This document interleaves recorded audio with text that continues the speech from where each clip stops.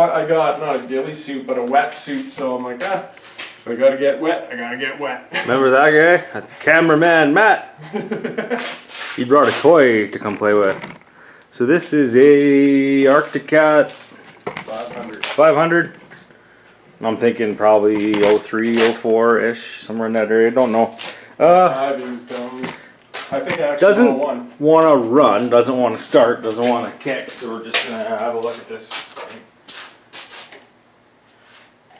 Well, one light works. When the key comes on. Hey, there we go. Yeah. The ignition key's not on now.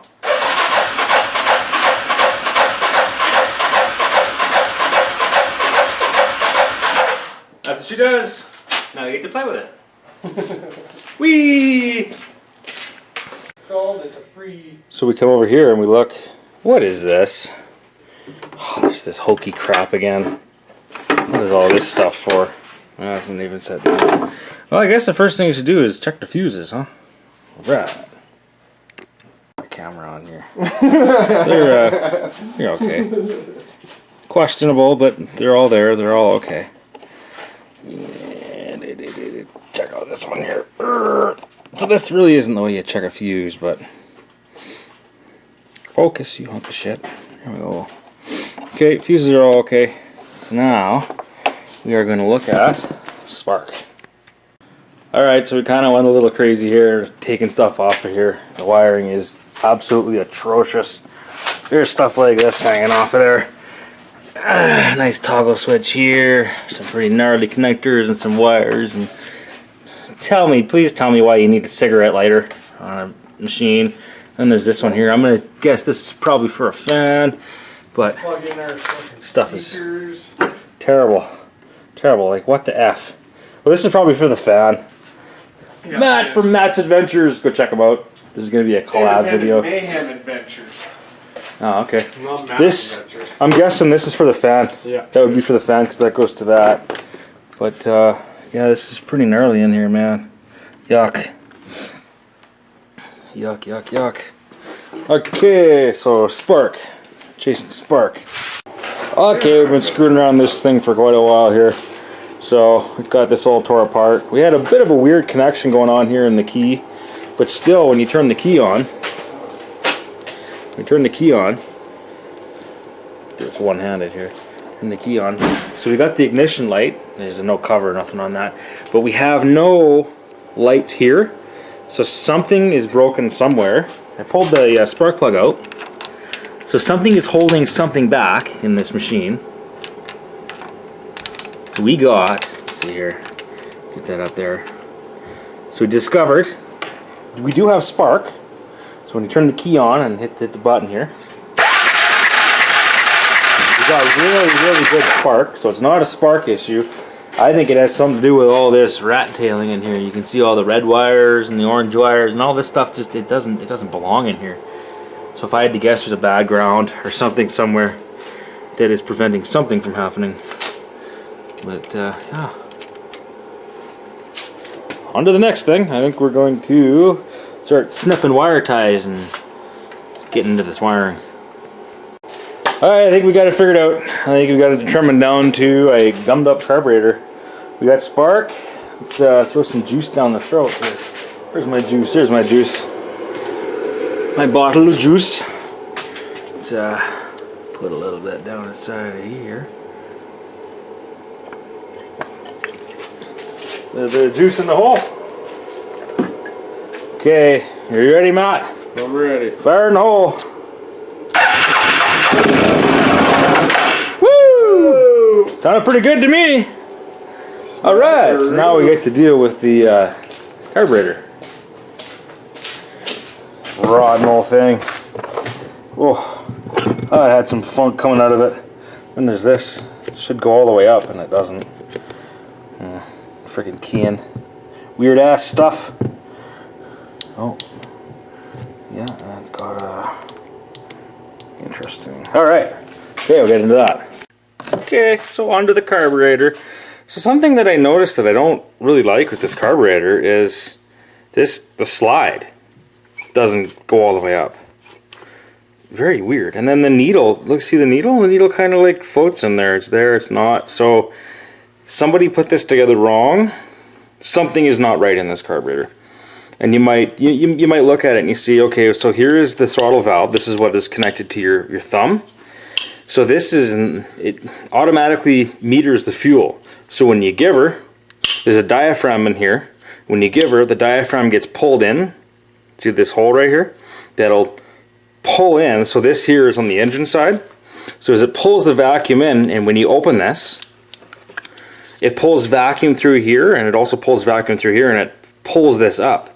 But that ain't right. Like, that's not right. So let's bust into her. Okay, let's take the bowl off.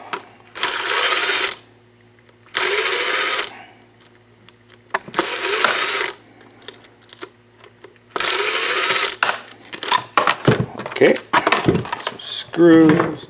Take the bowl out of here. Oh, that's actually pretty clean. That's quite kind of amazing. Okay, so should get the float out of there. Get the pin out. Pull the float out. Have a look at the needle. Oh, it's got a rubber needle. That's good. That's new style. I like to shake the float. Sometimes you can't tell if they're sunk, so if there's like a pinhole in it, it'll fill up with gas and then it won't float. It won't do what it's supposed to do, but nope, sounds good to me. Back in the bucket. Okay, so let's take this thing off of here.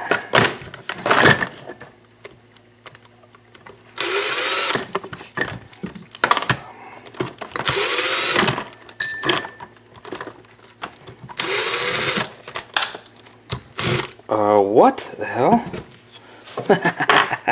Oh, there's another one for this machine. Look at this. Look at that screw. Okay, so everything is Phillips except for this one, and somebody's cut a slot into it. Gotta use the appropriate tools, people. I'll have a look in here. We got a spring, we got the diaphragm, and the... what the hell's going on in here? Okay, that's not supposed to just fall out like that. The hell? That piece is supposed to be in the carburetor. What the hell's going on here? Somebody put this together backwards. That's what's going on. Needle goes in the hole.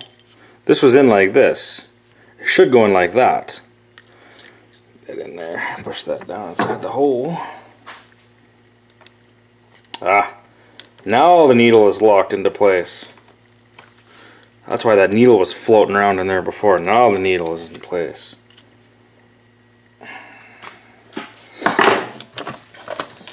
So why is this out of the carburetor? So if you look right down in the center there, see if I can get a pointer. There's a pointer I'll go in through here. So if you look right down in there, there's that hole. See that hole right there? That's the hole that the needle goes into that meters the fuel. That can't be that big. That has to match the needle. So that's what this guy is for. So, you see, it's got that little hole in it. That said, it's a special size. We'll say it's a certain size for that needle. But why the heck is that even out of there? So that means that whoever was in this took the emulsion tube out, fell out, and they didn't put it back together right. There's the emulsion tube. This carburetor is actually pretty clean. I don't even think I have to blow this thing out. Interesting. But if you look down inside that hole, we'll take this little guy here, right? And if you look at it, it's got a taper on it. Let's see if you can see it. Focus. So there's a taper on that, and that taper sits. You see, if you look at this as a convex, and then this is, what is the other one? Convex, concave. So that's convex. This is concave. This will sit in that emulsion tube like that, and it'll create a seal. So that could be why this thing never ran. So that should go into the bottom like that.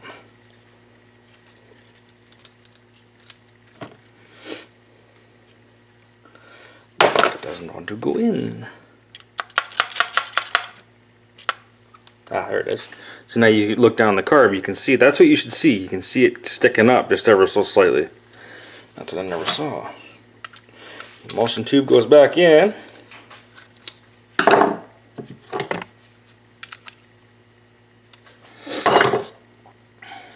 Okay. I don't even feel like I have to blow this thing out. Well, maybe we will.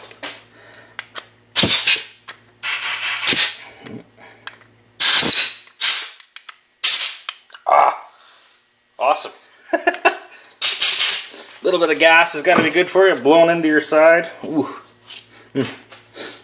All right then. Okay. So, needle and seat. Where are you, needle? Here's the needle. No, this is the screw. Alright. Alright. Butterfingers here. Needle goes in there. This goes in the hole.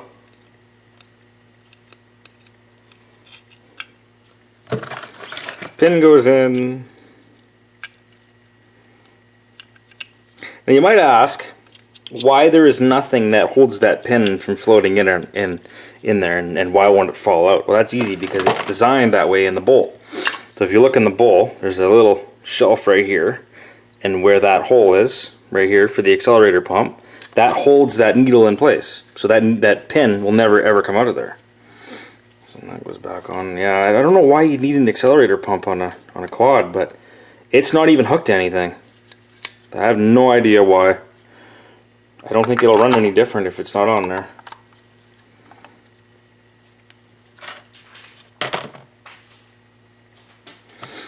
Okay, long screws.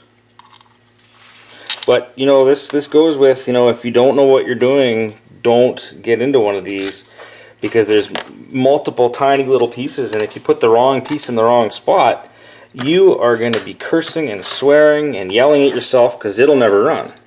So with the way that needle was, there was no metered fuel. It was just all. Give it all the fuel it's got, it'll flood it out, and it'll never run. I know when I took the spark plug out, it was blasting gas out of that spark plug hole, which is never a good thing. And a big thing too is people over tighten these bowl screws. You really shouldn't. Tiny little threads, just snug. Snug is all you need. Don't forget there's an O-ring gasket in there for that bowl. Just snug. That's what I'm guessing happened to the other part there. So somebody bumped you. So now that that's put together properly, we'll drop that in the hole here the right way. Get the needle started in the groove. There we go. And then this has got a little groove that it has to sit in, because we don't want to squish it, because these diaphragms are ridiculously expensive for what they are. That's set in the groove like so. We put the spring in, and then we put the cap on like so. And that's seated all the way around now. That's good, that's good, that's good. That's good, that's good, that's good. Good, it's good. Do.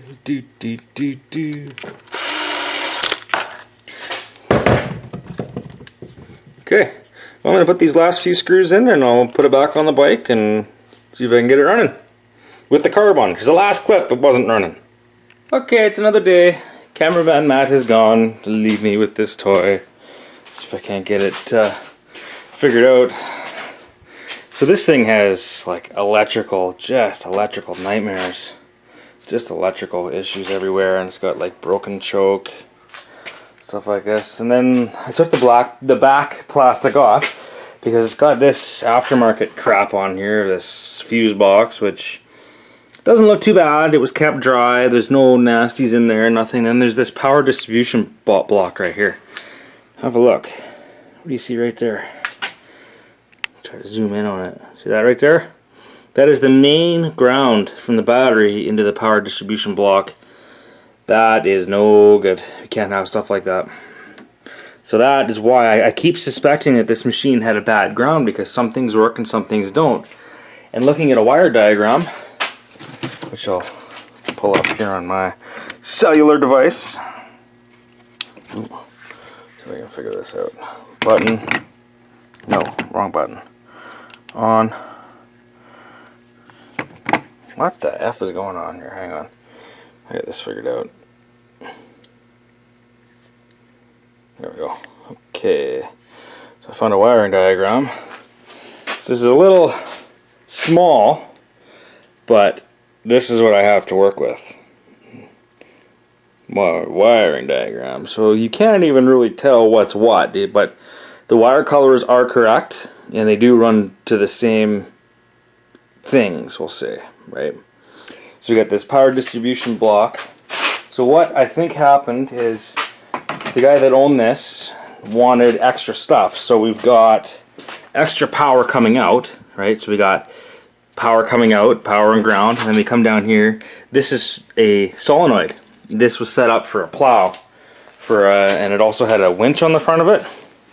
Because when you look it over here, oh god, I just went all the way around it. Look over here, there's an in and an out button for like a winch, right? If you look at it, it says in and out. Oh wait, hold like this, is in and out. And then there's aftermarket hand warmers on it, and then there's this nice conglomeration and this mess, and then there's this, you know, this is not for a four-wheeler, right? If you're going to do a toggle switch, this would be like under the dash of a car. It's not green and crusty, and amazingly when you turn it on it works, but this is all exposed, so they had this into the plastic under here right by the front wheel, and the front wheel would just fling water and mud and stuff all over this, so that's no good. But the key does work. I figured that out. I'm going to talk to Buddy, see if he wants to get rid of this, because it didn't come with the plow or the winch or anything like that. He says his buddy's still got it, but I don't know if his buddy's going to sell it to him. But this is the issue that I'm running into right here. If you look right here. So that got, I don't know, chafed or melted or heated. I don't know what you'd call that. But the main culprit is right there, all that green. When copper corrodes, it turns green and crusty like that, and then it doesn't conduct electricity. It's no good. So I'm going to pull this block off and have a whiff. It doesn't smell too bad, but then you look at stuff like this here where this screw or this rusted screw is. That kind of stuff right there, that's no good. The way that's kind of zip tied and clamped down, that'll chafe through, and then it'll cause all sorts of weird electrical gremlins. But that's so far, that's where I'm at. I mean, it does run. We did have it running a little bit, but none of the electrical stuff works. Like the headlights only work on high beam. None of these lights work. So this is actually the only one that works is the reverse, which led me to believe that it's a ground, because when you flick it into reverse, the shift drum grounds out through the case through the wires, and it uses its own ground. That's why I was suspecting a bad ground, and that's what I kept telling Matt the whole time. Bad ground, bad ground. So that's where we are. I don't even know what the hell year this thing is. What is this? He said it's an 05, I think. Let's see if we can find the... Usually it's on the tower here, somewhere on the frame. No. Yeah, and then there's this here. So I don't know what the hell was going on here. What I suspect happened is that right down here, you look at that as the water temperature sensor.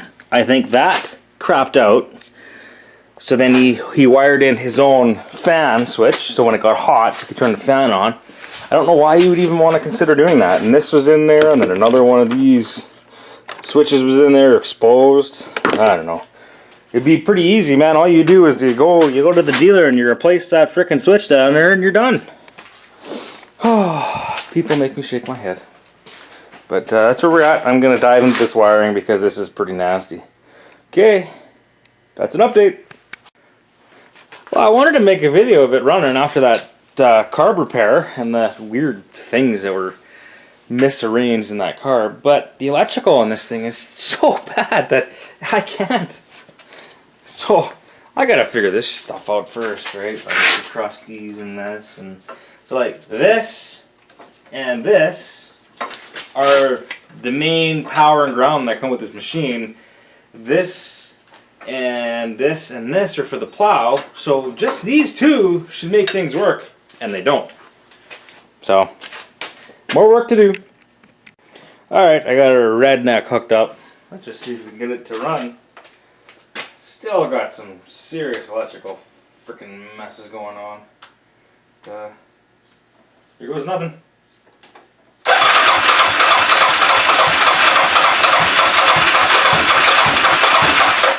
It wants to.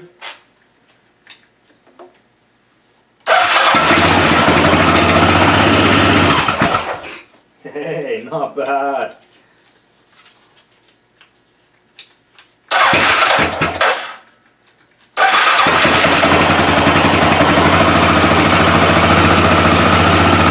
Yeah! And out of gas. Right on, right on. Right on, right on. Okay. So it runs. Still has some pretty gnarly electrical problems going on. I'm still suspecting a bad ground. Yeah. Still a bad ground. But moving on. Moving on. Okay, so that's where I'm going to leave part 1.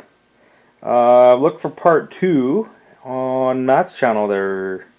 Independent Mayham Adventures. Okay, bye-bye.